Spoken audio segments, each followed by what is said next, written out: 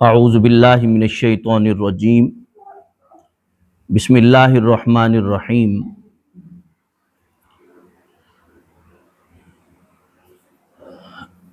عزیزم طلباء و طالبات، محترم مکرم حاضرین ناظرین سامعین، سورہ محمد کی ترجمہ اور تفسیر ہم آپ کے سامنے بیان کر رہے ہیں۔ آیت نمبر 19 کا جو ہے پہلا حصہ ہم نے آپ کے سامنے بیان کیا تھا۔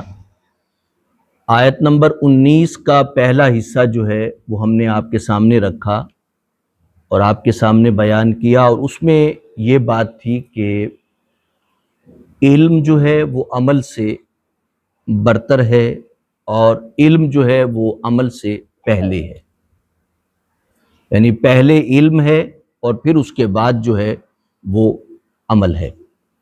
قرآن مجید اس لیے فرماتا ہے فَاعْلَمْ أَنَّهُ لَا إِلَٰهَ إِلَّا اللَّهُ، جان لو کہ اللہ کے سوا کوئی معبود نہیں ہے، یعنی یہ پہلی بنیادی بات ہے، بنیادی چیز ہے جس کا علم ضروری ہے۔ اب اس کے بعد جو الفاظ آتے ہیں وہ ہے وَاسْتَغْفِرْ لِذَنبِكَ،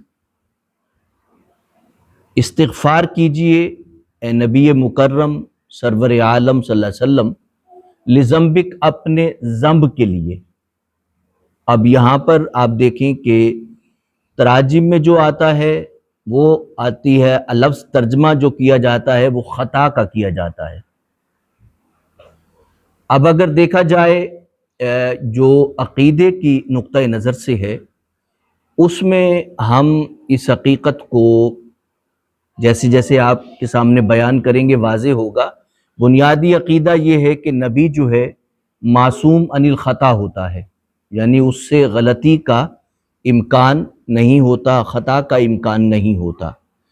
اب یہاں پہ جو لفظ ہے ذنب کا، تو ترجمے میں اگر انسان ترجمہ کرے اور تراجم کو دیکھے تو اس میں خطا کا لفظ ہے، لیکن میں سمجھتا ہوں کہ یہاں پر چونکہ ترجمہ کرنے والا انسان ہوتا ہے، نبی تو نہیں ہوتا۔ ذنب کا جو لفظ ہے میں جب آپ کے سامنے رکھوں گا تو آپ کے سامنے واضح ہو جائے گا کہ ذنب اصل میں جب انبیاء کے لیے استعمال ہوتا ہے تو کس معنی میں ہوتا ہے، یعنی انبیاء کے لیے جب لفظ استعمال ہوتا ہے تو کس معنی میں وہ لفظ استعمال ہوتا ہے۔ لیکن میں اس سے پہلے آپ کے سامنے 3 الفاظ رکھتا ہوں جو کہ آپ کے علم میں بھی ہوں گے۔ ایک لفظ ہے ذنب کا، دوسرا لفظ ہے اسم کا، تیسرا لفظ ہے عدوان کا۔ ذنب، اسم اور عدوان، آپ نے دیکھا قرآن مجید یہ فرماتا ہے وَتَعَاوَنُوا عَلَى الْبِرِّ وَالتَّقْوَى وَلَا تَعَاوَنُوا عَلَى الْإِثْمِ وَالْعُدْوَانِ، وَلَا تَعَاوَنُوا عَلَى الْإِثْمِ وَالْعُدْوَانِ، یعنی اسم اور عدوان۔ ذنب کا جو معنی ہے وہ دراصل انبیاء کے حوالے سے دیکھا جائے تو ہمیں قرآن مجید کو دیکھنے کے بعد یہ بات سامنے آتی ہے کہ ذنب کا معنی انبیاء کے لیے دراصل الزام کے معنی میں ہے، یعنی الزام جو انبیاء پہ لگتے ہیں ان الزام کو قرآن مجید ذنب کہتا ہے۔ اب جیسے مثال کے طور پہ حضرت موسیٰ علیہ السلام کے بارے میں قرآن مجید نے فرمایا کہ جب آپ کے ہاتھ سے بغیر کسی ارادے کے لغزش سے آپ نے جس قبطی کو آپ نے حمایت میں جس قبطی کو مارا مصری کی حمایت میں، یا اپنے اسرائیلی کی حمایت میں مارا قبطی کو یا مصری کو، تو وہ مر گیا۔ تو قرآن مجید اس مقام پہ کہتا ہے کہ وَلَهُمْ عَلَيَّ ذَنْبٌ، یعنی ان کے لیے ان پر الزام ہے۔ اب الزام ہی ہے ورنہ ارادہ قتل تو تھا نہیں، تو اس کا مطلب یہ ہے کہ الزام لگایا گیا ہے حضرت موسیٰ علیہ السلام پر۔ یا پھر ذنب کا معنی یہ ہوتا ہے کہ جب دنیا کا جو قانون ہے، دنیا جسے اپنے رسم و رواج میں جرم سمجھتی ہے، وہ سمجھنا کہ اس کی جب مخالفت کی جائے تو کہا جائے گا کہ بھی جرم کیا ہے اس نے۔ مثال کے طور پہ اگر کسی کا عقیدہ دیوتا کے حوالے سے ہے، بتوں کو پوجنے کے حوالے سے ہے، اگر کوئی اٹھ کے یہ کہتا ہے کہ بھئی یہ غلط ہے، یہ درست نہیں ہے، تو یقینی بات ہے کہ ایسا معاشرہ جس میں بتوں کی پوجا کی جاتی ہو، اس معاشرے میں تو یہی کہا جائے گا کہ یہ بہت بڑا جرم کر رہا ہے، یعنی یہ بہت بڑا مجرم ہے جو کہ بتوں کی مخالفت کر رہا ہے اور بتوں کے خلاف کھڑا ہو گیا ہے، تو اسے جرم کہا جائے گا۔ یعنی دنیا کے رسم و رواج کے مطابق جسے جرم قرار دیا جائے یا تو اسے ذنب کہتے ہیں یا پھر الزام کو کہتے ہیں۔ اور ذنب میں ایک بات یہ ہے کہ اس میں ویسے اوریجنل معنی کیا جائے تو اس کا معنی دم ہے۔ یہ دم اس لیے ہے کہ عمل کے نتیجے کے اعتبار سے جس طرح ہوتا ہے وہ ساتھ رہتا ہے، لیکن میں جو بات سمجھانا چاہتا ہوں وہ یہ ہے کہ جس میں ارادہ نہ ہو پھر لغزش ہو جائے تو ذنب ہے۔ ایک ذنب کا معنی الزام ہے اور ایک معنی دنیا کے قانون کے مطابق، یعنی جب انسان شرک کے خلاف کھڑا ہوتا ہے تو اسے کہا جائے یہ بہت بڑا جرم ہے۔ تو قرآن مجید نے یہ بتایا کہ پیغمبر کریم سرور عالم صلی اللہ علیہ وسلم سے، لیکن میں اسم کا معنی بھی بیان کر دوں۔ اسم الف سا میم، اس کا معنی یہ ہے کہ جب انسان ارادتاً، قصد کے ساتھ، پلاننگ کے ساتھ کوئی جب جرم کرتا ہے اس کو اسم کہتے ہیں۔ اور عدوان جو ہوتا ہے اس کا مطلب یہ ہے کہ ایسا جرم کہ جس کا اثرات معاشرے تک پہنچ جائیں، وہ عدوان ہے۔ تو قرآن مجید اس لیے فرماتا ہے وَلَا تَعَاوَنُوا عَلَى الْإِثْمِ وَالْعُدْوَانِ، کہ اسم اور عدوان پہ کسی قسم کا کوئی کمپرومائز نہ کریں۔ یعنی اس طرح کا وہ جرم جو کہ پلاننگ سے کیا جائے یا پورے معاشرے کے لیے وہ جرم ثابت ہو جائے تو ایسے جرم میں تعاون نہ کریں۔ اب ذنب کا معنی رسول اللہ صلی اللہ علیہ وسلم کی ذات پاک سے فرمایا گیا وَاسْتَغْفِرْ لِذَنْبِكَ، یعنی استغفار کیجئے اپنے ذنب کے لیے۔ یعنی مطلب کیا ہے، استغفار کا معنی کیا کریں گے یہاں پر؟ ویسے استغفار کا معنی ہوتا ہے ڈھانپ لینا، یعنی آپ اللہ کی بارگاہ میں دعا کیجئے کہ پروردگار جو الزامات یہ دنیا لگا رہی ہے میری ذات پہ، وہ الزامات دھو دیں، صاف کر دیں اور ان پہ واضح حقیقت کھل جائے اور میری ذات پہ اپنی رحمت کا سایہ رکھیں۔ آپ یاد رکھیے کہ الزام ہم میں سے کون سا شخص ہے جس پہ الزام نہ لگے؟ کوئی بھی نہیں ہے ایسا شخص، نہ مرد ہے نہ عورت ہے جو الزام کا شکار نہ ہو۔ کوئی بھی الزام لگ سکتا ہے، لیکن قرآن مجید اس لیے فرماتا ہے وَاسْتَغْفِرْ لِذَنْبِكَ، اصولاً تو استغفار پیغمبر کے لیے نہیں ہے، ہمیں کہا گیا ہے کہ اپنی غلطیوں اور گناہوں کا استغفار کرو۔ لیکن آگے جو بات ہے وہ یہ ہے کہ ایسا نہیں ہے کہ صرف اپنی ذات کے لیے جیتے رہو۔ آگے قرآن کہتا ہے کہ وَلِلْمُؤْمِنِينَ وَالْمُؤْمِنَاتِ، اگر استغفار کریں، دعا کریں تو مومن مردوں کے لیے بھی دعا کریں اور مومن عورتوں کے لیے بھی دعا کریں۔ یہ ہمیں دراصل دعا کا طریقہ بھی سکھایا جا رہا ہے کہ اگر ہم مانگیں تو صرف اپنی ذات کے لیے نہ مانگیں بلکہ تمام کائنات کے لیے، مومن جو ہیں مرد بھی اور مومن عورتیں بھی، ان کے لیے بھی مانگیں اور دعا مانگیں۔ اگلا لفظ جو ہے وہ اتنا خوبصورت ہے اور اتنا پیارا ہے کہ میں سمجھتا ہوں کہ انسان کی ذات کے لیے بہت اہم ہے۔ واللہ یعلم متقلبکم، اور اللہ جانتے ہیں متقلبکم، یعنی تمہارے دل میں جو ہر لمحے الٹ پھیر ہوتی رہتی ہے نا، متقلبکم، دل کے اندر جو نیت کا، ارادے کی، خیالات کی، جذبات کی، احساسات کی جو جنگ جاری رہتی ہے نا، اللہ اس جنگ کو جانتے ہیں۔ یعنی ایک انسان اگر نیکی کرنا چاہتا ہے تو بھی جنگ جاری ہے، یعنی اس کے سامنے اور کتنی چیزیں کھڑی ہو جائیں گی آگے اور کہیں گی نیکی نہ کرو۔ کبھی کہیں گے کہ سامنے والا ظرف نہیں رکھتا، کبھی کوئی وسوسہ آئے گا کہ سامنے والا جو ہے تمہیں ریٹرن کیا کرے گا، تمہیں دے گا کیا، نیکی کرتے ہو تو نتیجہ کیا نکلے گا. یعنی برائی کرنے کے نتیجے پہ غور نہیں کرنے دیتا. بھائی ظلم کریں، زیادتی کریں، کسی کی غیبت کریں، کسی کی ٹانگیں کھینچیں، کسی کو غلط انداز زندگی اختیار کریں تو ذہن میں وسوسہ نہیں پیدا ہوگا بھی اس کا نتیجہ کیا نکلے گا. لیکن جیسے ہی نیکی کرنے لگیں گے تو ذہن میں آئے گا بھی نتیجہ کیا نکلے گا، اس کا کوئی فائدہ بھی ہوگا کہ نہیں ہوگا. یعنی ظلم کریں تو آپ نقصان سے نہ ڈریں، اور نیکی کریں تو آپ پھر حساب و کتاب شروع کر دیں. بھئی حساب و کتاب کریں کہ بھئی یہ نیکی کوئی فائدہ بھی دے گی، میں اس سے جو نیکی کر رہا ہوں پتہ نہیں یہ میرے ساتھ کچھ نیکی کرے گا کہ بھی نہیں کرے گا، مجھے لوٹائے گا کہ نہیں لوٹائے گا. بھئی یہ شادی نہیں ہے، یہ نیکی ہے.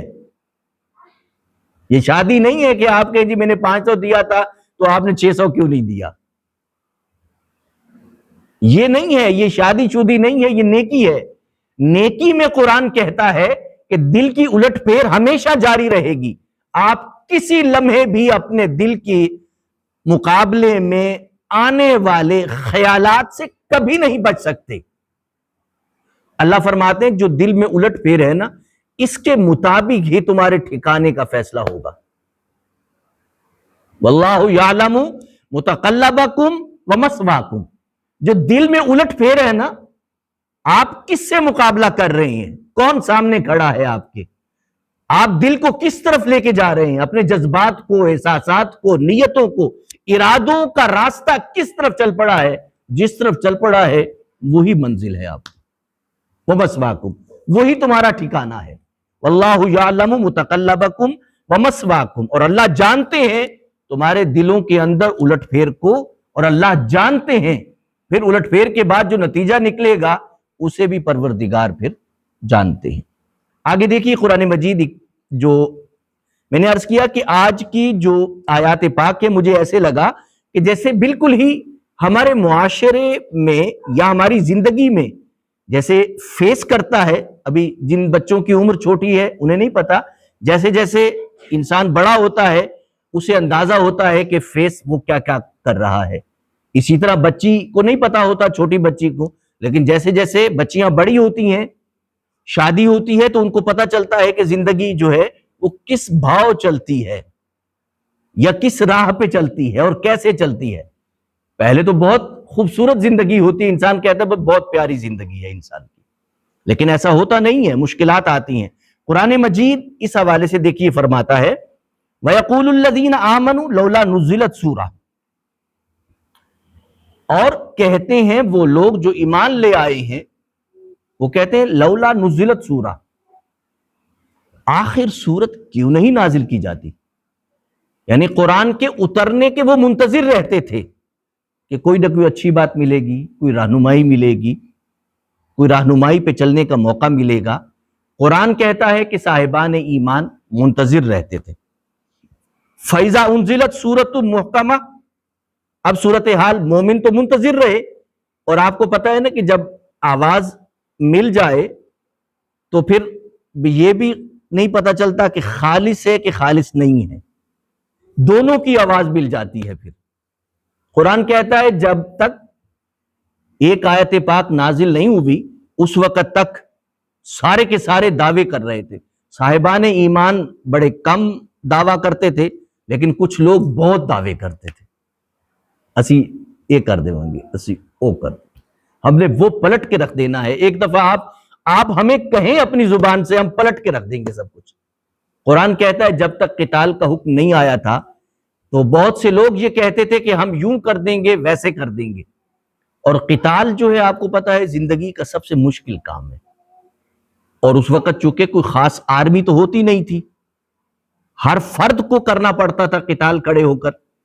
اب تو یہ ہے نا کہ پروفیشنل سسٹم ہو گیا، اب تو آرمی اس طرف چلی گئی اور آرمی مقابلہ کرتی ہے اور سارا سلسلہ کرتی ہے. یہ واحد ملک ہمارا ہے، یہ ہمارا واحد ملک ہے جہاں پہ عوام بھی بیچاری برسر پیکار ہے اور سامنا کر رہی ہے، دہشت گردوں کا عوام سامنا کر رہی ہے. تو یہ ایک الگ مطلب ہے کہ سلسلہ ہے اس میں. تو عوام سے ہی کہا جا رہا ہے کہ آپ ان دہشت گردوں کا مقابلہ کریں. تو پروفیشنل آرمی ہی مقابلہ کر سکتی ہے کسی دہشت گرد کا. ہم جیسے عوام جو ہوتے ہیں وہ تو مقابلہ نہیں کر سکتے، لیکن پروفیشنل آرمی اگر ڈیمانڈ ہم سے کرے کہ ہم نے مقابلہ کرنا ہے تو پھر پروفیشنل آرمی کے فائدہ کیا ہے؟ دنیا میں پروفیشنل آرمی اس لیے بنائی جاتی ہے تاکہ ملک کا تحفظ ہو اور دہشت گردوں سے ملک پاک رہے. تو قرآن مجید یہ بتاتا ہے قتال کے حوالے سے فَإِذَا أُنزِلَتْ سُورَةٌ مُحْكَمَةٌ، بس جب نازل کر دی گئی ایسی سورہ جو محکم ہے، محکم سے مراد مکمل سورت مکمل احکامات کے ساتھ نازل کر دی گئی، اور اس میں کیا تھا؟ وَذُكِرَ فِيهَا الْقِتَالُ، ذکر کیا گیا جس میں القتال، قتال یعنی جنگ کا جس میں ذکر تھا کہ بھی آپ نے جنگ کرنا ہے. تو قرآن کہتا ہے کہ مومن جو ہے وہ تو مطمئن تھا، پہلے بھی مطمئن ہوتا ہے، وہ بعد میں بھی مطمئن رہا، اس نے تو ساتھ چلنا ہی چلنا تھا، ساتھ دینا ہی دینا تھا، اس نے تو آگے پیچھے نہیں ہونا تھا. لیکن جب قتال کا حکم آیا تو کچھ لوگوں کی حالت کو قرآن بیان کرتا ہے. دیکھیے کتنی خوبصورت انداز سے اس کیفیت کو بیان کرتا ہے جب ایسے شخص پہ مشکل آ جائے جو اندر سے خالی ہو، جس کے دل میں اخلاص نہ ہو اور وہ خالص ہو کے ساتھ نہ چل رہا ہو، تو اس کی کیفیت کیسے ہوتی ہے قرآن اسے بیان کر رہا ہے. رَأَيْتَ الَّذِينَ فِي قُلُوبِهِمْ، اے نبی کریم آپ دیکھیں گے ان لوگوں کو فی قلوبہم مرض، کہ جن کے دلوں میں مرض ہے، انہیں دیکھیں گے کیسے؟ ینظرون الیک نظر المغشی، ینظرون یعنی دل خالی تھے، ساتھ چلنے کا ارادہ نہیں تھا، مگر زبان سے بڑے بڑے دعوے تھے. تو قرآن کہتا ہے ذرا آپ ان لوگوں کو دیکھیے، ذرا غور سے دیکھیں تو ینظرون الیک نظر المغشی علیہ بن الموت، کہ جس طرح مرنے والے پہ غشی نہیں طاری ہوتی، یعنی آنکھیں بالکل یوں کر کے ٹھہر جاتی ہیں. جن دوستوں نے اس دنیا سے جان دینے والوں کے ساتھ کچھ وقت گزارا ہو، کہ جب یہ اللہ کا ہی کام ہے کہ جو کسی کی جان لیتا ہے یا جان دیتا ہے یہ اس کا فیصلہ ہوتا ہے، لیکن چونکہ میں نے خود دیکھا اپنی آنکھوں کے ساتھ آخری لمحات میں کتنے لوگوں کے ساتھ میں رہا، تو قرآن جو کیفیت بیان کر رہا ہے نا کہ آنکھیں بالکل سیدھی ہو گئیں اور رک گئیں بالکل. آپ کو پتہ ہے آنکھیں بالکل رک جاتی ہیں، پھر ہم آنکھیں یوں کر کے بند کرتے ہیں اس انسان کی. قرآن مجید یہ بتا رہا ہے کہ وہ ایسے دیکھ رہے ہیں جیسے مرنے والا شخص جس کی آنکھیں بالکل ٹھہر جاتی ہیں اور اس پہ غشی کی کیفیت طاری ہو جاتی ہے، وہ آپ کو ایسے دیکھ رہے ہیں قتال کے حکم کے اترنے کے بعد. ناظر المغشی علیہ من الموت، جیسے ان پہ موت طاری ہو گئی، یعنی موت سے اتنا ڈرنا. وہ کہتے ہیں کہ بھئی کون کہتا ہے تجھے مسلمان کی موت مر والی صورتحال ہے کہ بھئی اگر تو کافر کی موت سے لرزتا ہے تیرا دل تو کہتا ہے کون تجھے مسلمان کی موت مر. مطلب یہ ہے کہ موت سے ڈرنے کا کیا مطلب ہے؟ موت تو آنا ہے. تو قرآن کہتا ہے ان کی کیفیت یہ ہو گئی کہ جیسے بس جنگ آئی نہیں ہے، ابھی سامنے نہیں آئی، ابھی میدان میں نہیں گئے، ابھی کوئی قربانی نہیں دی، ابھی کچھ بھی نہیں کیا، مگر موت کی غشی کے تاڑے لگ گئے. پھر کیا کریں گے؟ اب اس سے نکلیں گے کیسے؟ فَأَوْلَىٰ لَهُمْ. قرآن کہتا ہے کتنے دعوے تھے اور کتنی نامناسب حرکت ہے، کتنی بری بات ہے کہ انسان اتنے دعوے کرے اور پھر اس کے بعد یہ حال ہو جائے. تو قرآن کہتا ہے کہ دعوے نہ کرو. اصل میں صاحبان ایمان میں کوالٹی ہوتی ہے کہ انہیں دعووں کی ضرورت نہیں پڑتی، وہ اپنے عمل سے چیزوں کو اور اپنی استقامت کو ثابت کر دیتے ہیں. اور میں سمجھتا ہوں کہ امت آج بھی اپنے عمل سے اور اپنے عقیدے سے اور اپنی شہادت سے اور استقامت سے آج بھی میں سمجھتا ہوں کہ امت جو ہے اس بات کو ثابت کر رہی ہے. یعنی ایسی نہیں ہے کہ امت کہے کہ بھئی یوں ہو جائے یا وہ ہو جائے. آپ نے دیکھا، میں سمجھتا ہوں کہ ہم میں سے کوئی شخص بھی اس بات سے غافل نہیں ہے کہ کیا ہو رہا ہے بچوں کے ساتھ، عورتوں کے ساتھ، مردوں کے ساتھ. مسلمان بچوں کے ساتھ، مسلمان بچیوں کے ساتھ، عورتوں کے ساتھ کیا ہو رہا ہے، یہ غافل نہیں ہے ہم اس بات سے، لیکن بات یہ ہے کہ دنیا کو دیکھنا چاہیے کہ مسلمان صرف مسلمان نہیں ہے، انسان بھی ہے، اور ہمیں بھی دیکھنا چاہیے ہم بھی آپس میں صرف مسلمان نہیں ہیں، ہم ایک دوسرے کے لیے انسان بھی ہیں، ہمیں انسانیت کا، اس کی عزت کا، اس کی حرمت کا خیال رکھنا ہے۔ اب آگے چلتے ہیں، دیکھیے قرآن مجید آگے فرماتا طاعت و قول معروف۔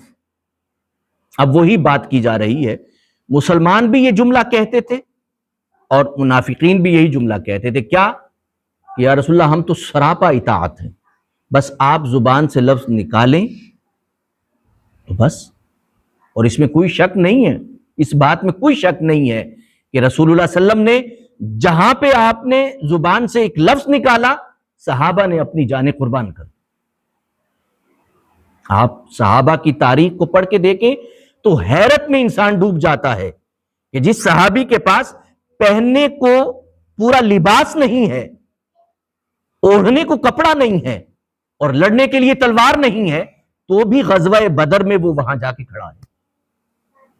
وہ کہہ سکتا تھا، اس کے پاس تو عذر بھی تھا کہ میرے پاس تو سوائے تہمت کے، سطر چھپانے کے اور کوئی کپڑا ہی نہیں ہے، میرے پاس تو لڑنے کے لیے تلوار ہی نہیں ہے، لیکن قرآن کہتا ہے کہ انہوں نے غزوہ بدر میں کتنے صحابی تھے جن کے پاس صرف ناف سے لے کر گھٹنے تک کپڑا تھا، پورا بدن ننگا تھا۔ کتنے صحابہ تھے جن کے پاس لڑنے کے لیے تلوار نہیں، لاٹھی تھی، رسول اللہ نے فرمایا یہ لاٹھی لے لو۔ یہ نہیں کہا یا رسول اللہ ہم بکریاں چرانے نہیں جا رہے، ہم جنگ لڑنے جا رہے ہیں۔ آپ نے لکڑی پکڑائی تو صحابی نے لکڑی پکڑ لی۔ آپ دیکھیے تو صحیح کہ گھوڑے جو ہیں وہ سامنے والی فوج ساری گھوڑوں پر اگر ہو تو آپ کے پاس 3 گھوڑے ہوں۔ آپ غور کیجئے نا، کچھ اونٹ ہوں، کچھ گھوڑے ہوں، شاید اتنے ہی گھوڑے تھے یا اتنے ہی کچھ اونٹ تھے غزوہ بدر کے موقع پر۔ اصل میں یہ ہے کہ صحابہ کے چہرے پر یہ لفظ جچتا تھا، طاعت و قول معروف، یا رسول اللہ ہم آپ کے لیے سراپا اطاعت ہیں۔ قول معروف صحابہ کے زبان سے ہمیشہ حقیقت پہ مبنی بات ہی نکلی، کوئی دعویٰ نہیں تھا، انہوں نے کوئی دعویٰ نہیں کیا، کوئی دعویٰ کیے بغیر کہا کہ ہم آپ کے ساتھ ہیں۔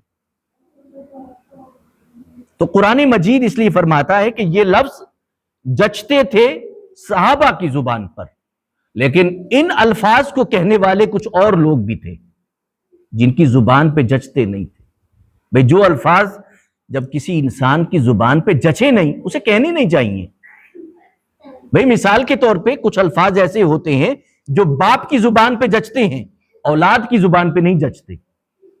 کچھ الفاظ ہوتے ہیں جو اولاد کی زبان پہ جچتے ہیں، والد کی زبان پہ نہیں جچتے۔ کچھ الفاظ ہوتے ہیں جو استاد کی زبان پہ جچتے ہیں، شاگرد کی زبان پہ نہیں جچتے۔ کچھ الفاظ ہیں جو شاگرد کی زبان پہ جچتے ہیں، استاد کی زبان پہ نہیں جچتے۔ کچھ الفاظ ہوتے ہیں جو دوست کی زبان پہ جچتے ہیں، ماں کی زبان پہ جچتے ہیں، کبھی بہن کی زبان پہ جچتے ہیں، لیکن جو الفاظ جس کی زبان پہ نہ جچیں میرا خیال ہے کہ نہیں بولنے چاہیے۔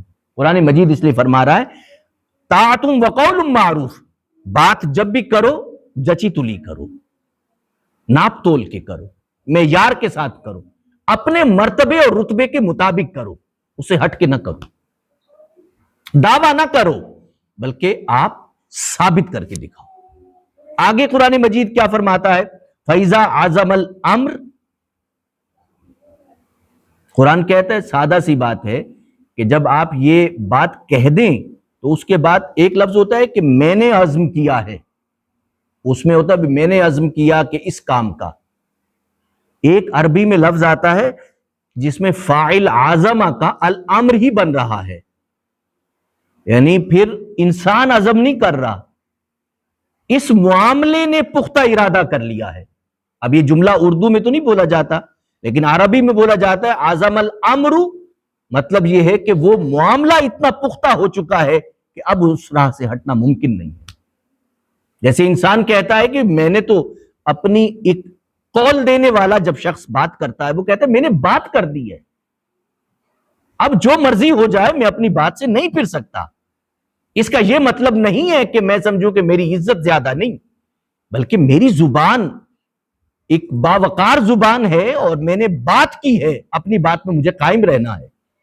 تو ایک تو ہے نا کہ بندہ کہ میری زبان ہے، میں نے بات کی ہے تو میں نے قائم رہنا ہے، ایک یہ ہے کہ امر کہے، فیضا اعظم الامر، کام آگے بڑھ کے کہے اب مجھے نہیں ہٹنا، وہ میں نے قائم رہنا ہے یہاں پہ۔ یعنی معاملات اس نہج تک، اس درجے تک پہنچ جائیں کہ انسان کسی صورت میں بھی پیچھے نہ ہٹ سکے۔ قرآن فرماتا فیضا اعظم الامر فلو صدق اللہ لکان خیر اللہ، اگر وہ ثابت کر دیتے اس بات کو اللہ پہ تو یہ بات ان کے لیے بہترین ہوتی۔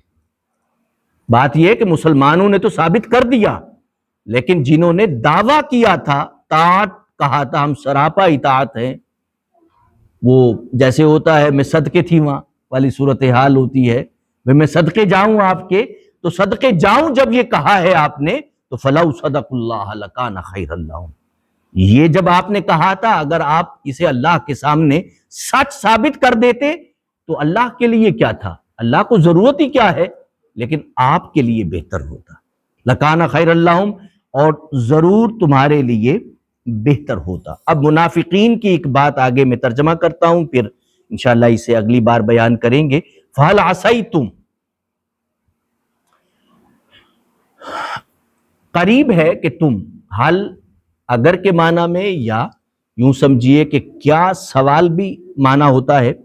فَهَلْ عَصَيْتُمْ إِن تَوَلَّيْتُمْ، قرآن کہتا ہے کہ اگر تم کنارہ کش رہو تو آیا تم کو یہ احتمال بھی ہے کہ تم دنیا میں فساد مچا دو گے، یعنی اگر تم، ان تولیتم کا معنی ہم اگلی دفعہ کریں گے، مطلب یہ ہے کہ آپ دامن بچا لو، کیا دامن بچانے سے فساد مٹ جاتا ہے؟ فساد تو آگے بڑھ کے اس کا سدباب کرنے سے ختم ہوتا ہے۔ کوئی یہ چاہے کہ میں دامن بچا کے رہوں تو فساد ختم ہو جائے، یا آگ لگی ہو ساتھ والے مکان میں، انسان کہے کہ بھئی مجھے اپنا مکان بچانا ہے میں بچا لوں، وہ مٹ کے ختم ہو جائے تو مکان اپنا کہاں بچتا ہے؟ آپ دوسرے کا بچاتے ہیں تو آپ کا بچتا ہے، آپ دوسرے کی اولاد کی تربیت کچھ کرتے ہیں تو آپ کی اولاد بچ جاتی ہے۔ جب آپ دوسروں کی تربیت کا، خیر کی بات کرنے کا آپ جب کرتے ہیں تو اس سے آپ کی اولاد پہ اثر پڑتا ہے، آپ کے گھر پہ اثر پڑتا ہے، اور اچھا اثر پڑتا ہے جب آپ نیکی پہ قائم رہتے ہیں۔ تو قرآن کہتا ہے کہ اگر تم دامن بچا لو گے تو کیا یہ سمجھتے ہو کہ فساد نہیں پھیلے گا زمین میں؟ تم جو منافقت کر رہے ہو اس سے فساد پھیلتا ہے، اور قرآن کہتا ہے کہ سب سے بڑی ضرب پڑتی ہے کس پہ؟ وَتُقَطِّعُوا أَرْحَامَكُمْ۔ آپ سوچیں گے کہ منافقت کی ضرب جو ہے، ایک تو منافقت جو ہے عقیدتاً بات نہیں کر رہا، عملی اعتبار سے بات کر رہا ہوں، عملاً جو منافقت ہے، قرآن کہتا ہے وَتُقَطِّعُوا أَرْحَامَكُمْ، اس سے تمہاری تعلقات کٹ کے رہ جاتے ہیں۔ تعلقات کب کٹتے ہیں؟ جب بھروسہ ختم ہو جاتا ہے۔ قرآن کہتا ہے منافقت کا نقصان یہ ہوتا ہے سب سے بڑا کہ وَتُقَطِّعُوا أَرْحَامَكُمْ، تمہارے قرابت کے تعلقات، تمہاری رشتہ داریاں جو ہیں وہ کٹ کے رہ جاتی ہیں۔ یہ ہے منافقت کا سب سے بڑا نقصان، کہ گھر کے اندر فساد پھیل جاتا ہے ان لوگوں کی وجہ سے جو لوگ منافقت اختیار کرتے ہیں۔ اس لیے قرآن کہتا ہے کہ ہر جگہ پہ جہاں پہ اس طرح کے لوگ ہو، اپنے دامن کو ایسے لوگوں سے بچا کے چلے، تو خاندان کے سب لوگ اگر اس بات کو پہچان جائیں گے کہ یہ لوگ اس قابل نہیں ہیں کہ ان سے تعلق رکھا جائے، تو میرا خیال یہ ہے کہ خاندان کے سینکڑوں لوگ اس طرح کے فساد سے اپنے آپ کو بچا سکتے ہیں۔ لیکن اگر اچھے لوگ آپس میں مقابلہ شروع کر دیں گے تو فتنہ کرنے والے لوگ جو ہیں وہ اچھے لوگوں کے درمیان آگ لگا دیں گے، فتنے کی، فساد کی، لڑائی کی۔ باہمی بے اعتمادی کی آگ لگا دیں گے۔ لیکن اچھے لوگوں کو سوچنا چاہیے کہ ایک شخص جو ہے اگر غلط راہ پہ چل رہا ہے تو اس سے بچیں، خود کو بھی بچائیں، اپنے خاندان کو بھی بچائیں اور اپنے قبیلے کو بھی بتائیں بھی اور بچائیں بھی۔ جیسے رسول اللہ صلی اللہ علیہ وسلم کے بارے میں ہے کہ آپ باہر گئے، کسی نے دستک دی، آپ باہر گئے تو آپ نے بڑے اخلاق سے اس سے پیش آئے، بات چیت کی، بہت اچھے رویے کے ساتھ، پھر آپ واپس آ گئے۔ واپس آئے تو آپ نے فرمایا عائشہ اس بندے کے شر سے بچ کے رہنا۔ حضرت عائشہ نے عرض کیا رسول اللہ آپ تو بہت یعنی اخلاق سے پیش آ رہے تھے، آپ نے تو کوئی سخت لہجہ نہیں اپنایا اس سے۔ آپ نے فرمایا یہ میری عادت ہے کہ میں نے اپنے رویے کو نہیں بدلنا، کیونکہ وہ میرے دروازے پہ آیا ہوا تھا، میں نے اپنا رویہ نہیں بدلنا، مگر میں نے تمہیں بتانا ہے، آپ کو بتانا ہے کہ یہ فتنہ پرور شخص ہے، فسادی ہے، گھروں کو توڑتا ہے، گھروں کو برباد کرتا ہے، اس لیے اس شخص کے فتنے سے اور فتنے کی آگ سے بچ کے رہنا۔ اسی طرح عورت ہو سکتی ہے، اسی طرح مرد ہو سکتا ہے۔ یعنی مقصد کہنے کا یہ ہے کہ فتنہ پرور لوگوں کے بارے میں اپنے گھر کو بتانا بھی اور اسے بچانا بھی ضروری اور لازمی ہوتا ہے، نہیں تو ناقابل تلافی نقصان گھر کو ہو جاتا ہے، گھر کو بھی ہوتا ہے، آپ کے خاندان کو بھی ہوتا ہے اور قبیلے کو بھی ہو جاتا ہے۔ اس لیے سب کو بیدار رہنا ہوتا ہے، اس لیے کہ ہم نے اپنی نسلوں کو، اپنے بچوں کو، اپنے گھر کو، سب چیزوں کو بچانا ہے۔ اللہ پاک ہمیں عمل کی توفیق عطا فرمائے، آمین ثم آمین، وما علی الا البلاغ المبین۔